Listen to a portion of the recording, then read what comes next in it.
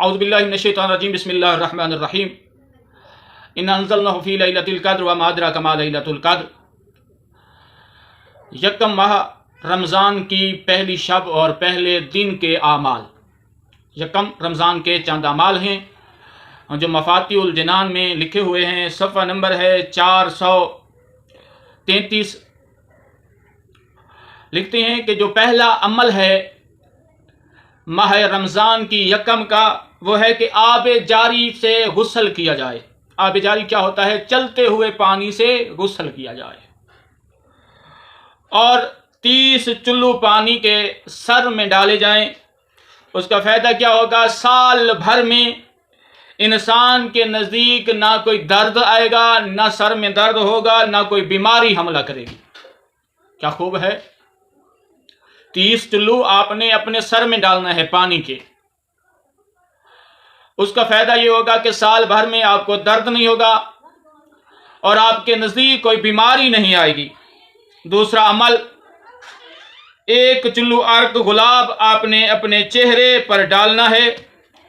اس کا فائدہ کیا ہوگا کہ آپ کو ذلت اور پریشانی نہیں ہوگی، آپ کو ذلت کا سامنا نہیں کرنا پڑے گا اور آپ پر کوئی پریشانی نہیں آئے گی۔ کرنا کیا ہے؟ آپ نے 1 چلو عرق گلاب اپنے چہرے پہ ڈالنا ہے۔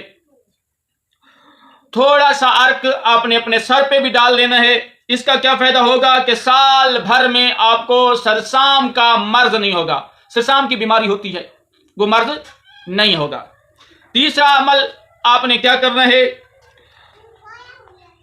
اول ماہ کی 2 رکعت نماز پڑھنی ہے اور صدقہ دینا ہے۔ تیسرا عمل ہے کہ 2 رکعت نماز آپ نے پڑھنی ہے اور ساتھ ہی صدقہ دینا ہے کسی ضرورت مند غریب کو۔ چوتھا عمل ہے کہ 2 رکعت نماز پڑھیں۔